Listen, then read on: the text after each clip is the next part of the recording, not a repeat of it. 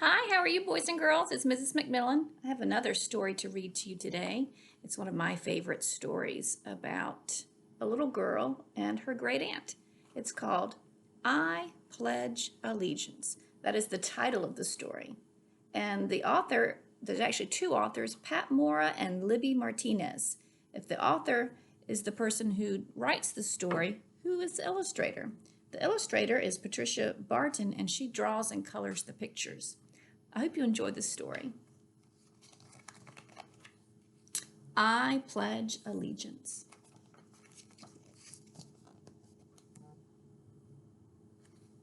On Monday, when I got to school, my teacher, Mrs. Adams, asked, "Did your great aunt pass her test?" "Yes," I say. "She is very smart." I tell my class all about my great aunt. She is 80 years old, and my family calls her Lobo, which means wolf in Spanish. She calls us her lobitos, her little wolves. Lobo studied very hard. She learned all about America. "That's wonderful," says Mrs. Adams. "Libby's great aunt passed her citizenship test."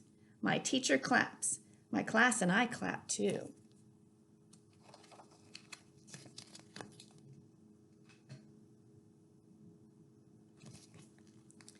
On Friday, Mom and I will go with my great aunt to a special place. She will say the Pledge of Allegiance, and she will become a citizen of the United States. She is going to practice all week so she won't make any mistakes.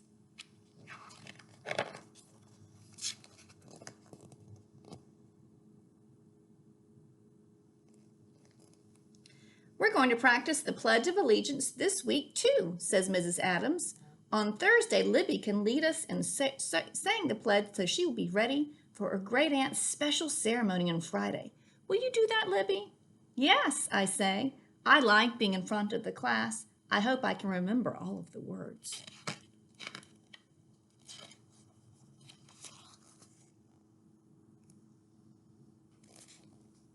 Mrs. Adams says, "Long ago in 1892, a man named Francis Bellamy wrote the Pledge of Allegiance. He hoped that girls and boys would promise to be good citizens. Now, let's all read the pledge together. I pledge allegiance to the flag of the United States of America and to the republic for which it stands, one nation, under God, indivisible, with liberty and justice for all." My teacher points to the words. "Indivisible," she says. "It's a big word. It means that there are 50 states, but we're all one country."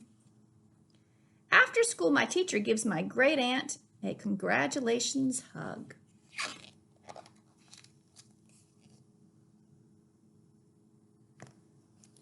On the way home, I tell Lobo that my class is practicing the pledge all week. "On Thursday, I will have to say it in front of everyone," I say. "I'm a little nervous." "Let's practice together," she says, and squeezes my hand.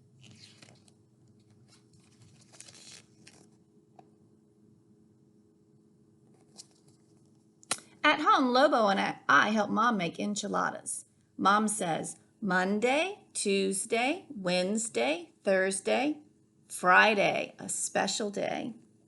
"Ready to practice, Lobo?" I ask after dinner. Lobo reads the pledge, and then she and I say it together for Mom and my kitten Gloria. "I pledge allegiance to the flag of the United States of America and to the republic for which it stands, one nation, under God, indivisible, with liberty and justice for all."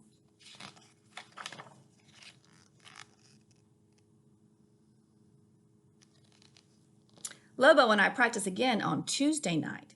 When we say the pledge at school, we stand very straight like a tree, I tell her. We put our right hand over our heart.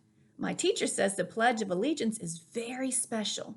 It's a promise you make with your heart. "I like the words liberty and justice for all," says Lobo. "We are promising to be fair to everyone. This country is like one big family, una familia, that works together to take care of people who need our help. This is what America did for me."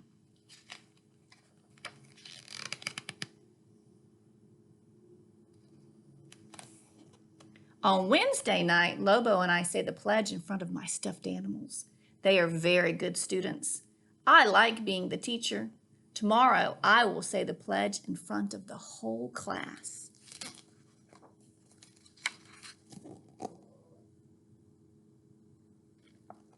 Time for bed, says Mom. I asked Lobo to tuck me in and tell me a story. Un cuento.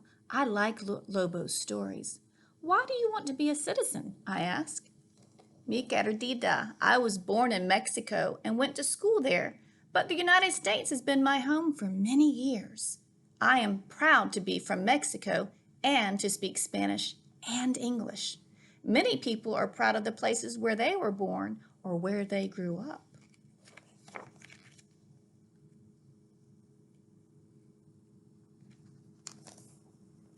But a long time ago, when I was a young girl, my father wanted a safer place for us to grow up, and we came to the United States. The American flag, red, white, and blue, wrapped itself around me to protect me. Lobo tucks my blanket around me. The flag made me feel like this, she says, safe and warm. Lobo smiles and kisses my forehead. You will do just fine tomorrow, she says.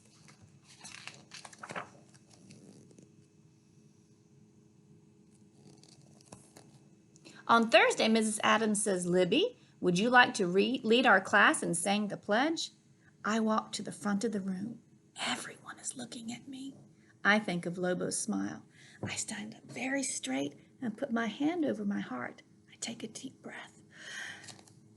Together we say it. I pledge allegiance to the flag of the United States of America and to the republic for which it stands, one nation, under God, indivisible, with liberty and justice for all.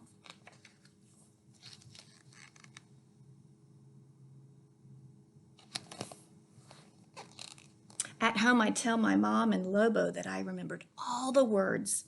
Lobo and I practice one more time. Mom claps and hugs us.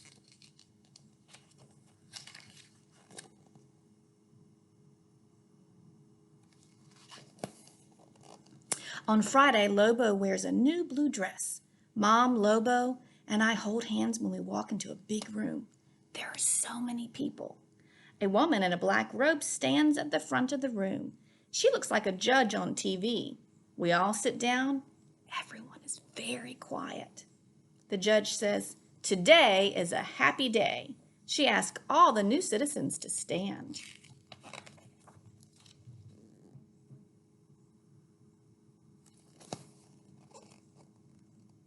Mom whispers that I can stand with Lobo. The judge says, "Please place your right hand over your heart." Lobo and I stand very straight, like trees. We put our hand over our heart. We smile. Then we both say, "I pledge allegiance to the flag of the United States of America."